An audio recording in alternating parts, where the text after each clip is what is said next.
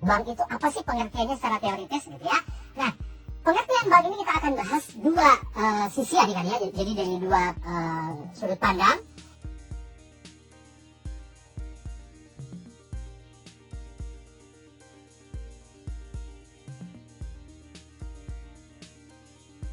Yang pertama kita akan melihat apa sih pengertian bank menurut Undang-Undang Nomor 10 Tahun 1998, tentunya ini Undang-Undang Perbankan adik-adik ya.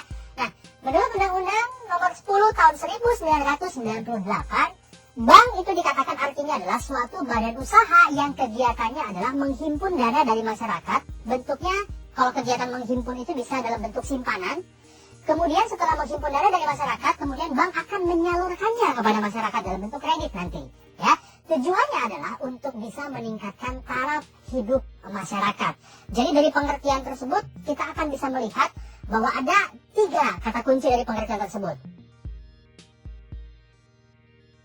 Menghimpun dana, ya.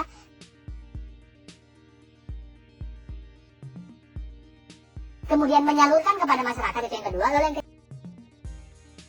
ketiga adalah untuk meningkatkan taraf hidup masyarakat. Nah, dari situ kita bisa simpulkan ternyata dari pengertiannya saja sebenarnya bank ini mempunyai tujuan yang sangat baik sekali buat kehidupan bermasyarakat. Itu dia. Nah,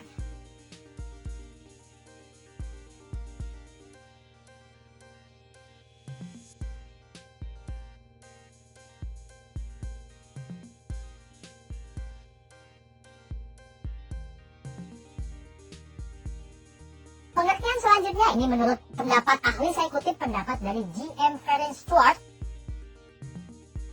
Beliau mengatakan bahwa bank itu merupakan suatu badan yang tujuannya adalah untuk memuaskan kebutuhan kredit masyarakat. Nah, bagaimana cara memuaskan kebutuhan kreditnya? Tentunya menggunakan alat-alat pembayaran, baik yang diciptakan sendiri oleh bank maupun yang berasal dari yang luarnya. Ya, jadi di situ memuaskan kebutuhan kredit itu dengan menggunakan alat pembayaran, contohnya adalah misalnya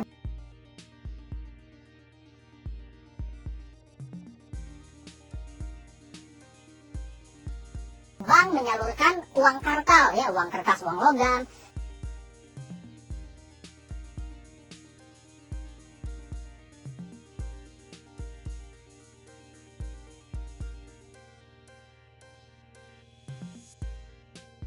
Kemudian membuat uang jiral misalnya seperti cek, bilet giro dan sebagainya.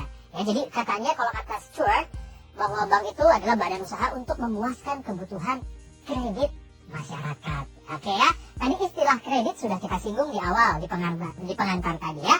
Nah, jadi kalau kita lihat dari pendapat Stewart ini ternyata beliau lebih memfokuskan bahwa ternyata usaha utama dari perbankan itu adalah untuk bisa memberikan kredit kepada masyarakat. Hanya saja kalau kita gabungkan dengan pengertian Undang-Undang Nomor 10 tadi, ternyata kaitan antara tabungan dan juga kredit kepada masyarakat itu ternyata saling berkesinambungan, saling berhubungan ya. Jadi bagaimana bank bisa menyalurkan kredit kepada masyarakat? Caranya adalah tentunya dengan menampung dana dari masyarakat dalam bentuk tabungan. Itu dia ya. Oke, itu pengertian dari bank itu sendiri. Sekarang kita akan melihat fungsi utama dari perbankan. Nah, adik-adik, secara umum fungsi utamanya itu sebenarnya ada 2.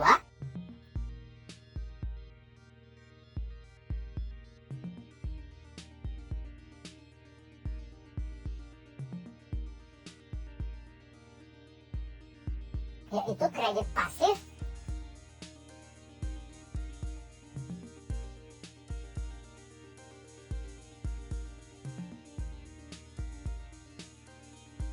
dan kredit aktif.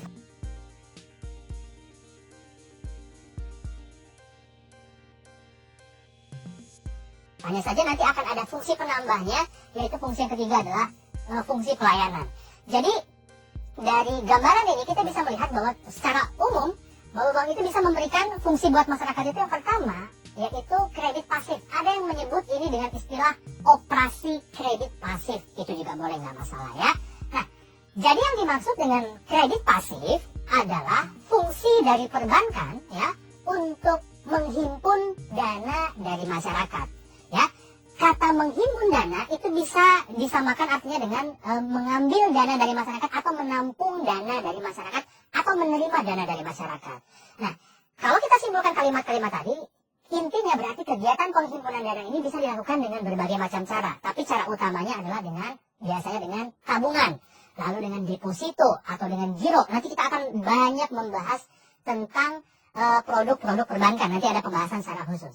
Nah, intinya adalah kegiatan kredit pasif adalah kegiatan perbankan untuk menghimpun dana dari masyarakat, ya, menarik dana dari masyarakat. Nah, mungkin adik-adik kalau misalnya pernah mempelajari tentang konsep dari inflasi, ya, di situ inflasi kita pernah atau mungkin adik-adik pernah mempelajari hal tersebut. Inflasi adalah suatu keadaan di mana harga barang itu mengalami kenaikan, ya. Salah satu caranya adalah bank harus bisa menarik dana dari masyarakat dalam bentuk apa? Tabungan. Nah, ternyata dengan operasi kredit pasif, ya, itu merupakan salah satu bentuk dari cara bank untuk bisa mengatasi inflasi ternyata nanti pada akhirnya, ya. Jadi sekali lagi kesimpulannya, kredit pasif itu menghimpun dana dari masyarakat, udah. Nah, setelah bank itu nanti menghimpun dana dari masyarakat, kemudian nanti di situ bank sudah punya simpanan dari masyarakat, ya, dalam bentuk tabungan dan sebagainya. Yang kedua, baru bank bisa melakukan operasi kredit aktif, ya. Oke. Yang dimaksud dengan kredit aktif adalah kegiatan perbankan atau usaha perbankan untuk menyalurkan dana kepada masyarakat. Jadi adik-adik bisa berpikir logikanya, ternyata bank untuk mendapatkan dana yang bisa disalurkan kepada masyarakat, bank itu ternyata upaya pertama adalah menghimpun dulu dana dari masyarakat. Setelah dana dari masyarakat ditampung di bank, baru nanti bank akan menyalurkan kepada masyarakat yang membutuhkan. Ya, nanti secara khusus kita akan bahas juga tentang bagaimana produk kredit dari perbankan itu bisa memberikan manfaat yang besar juga buat masyarakat. Ya, jadi menghimpun dana kredit pasif, menyalurkan dana kredit aktif. Lalu yang ketiga ini adalah fungsi tambahannya, ya, selain dari dua fungsi utama tadi, yaitu fungsi pelayanan. Nah, ternyata selain kaitannya menghimpun dana, menyalurkan dana, ternyata bank juga bisa memberikan pelayanan lain selain dari bentuk yang tadi. Apa saja? Kalian pasti tidak asing dengan istilah transfer, ya. Misalnya kita kan sering banget, ya, atau mungkin orang tua kita yang melakukan kegiatan pengiriman uang, ya, melakukan istilah atau transfer uang antar bank dari bank satu kepada bank yang lain, bahkan sampai ke luar negeri, gitu, ya. Nah, itu adalah bentuk dari layanan jasa perbankan. Selain transfer, kita juga mengenal ada layanan clearing, kemudian letter of credit, kalau misalnya nanti kaitannya dengan perdagangan internasional, ya, karena letter of credit ini adalah salah satu bentuk dari alat pembayaran internasional jika kita melakukan kegiatan perdagangan antara negara kita dengan negara yang luar. Jadi perbankan bisa memfasilitasi pembayaran tersebut. Kemudian selain pelayanan letter of credit tadi, juga ada layanan inkaso, ya. Inkaso itu adalah bentuk dari pelayanan perbankan untuk penarikan atau hubungannya dengan penarikan utang piutang.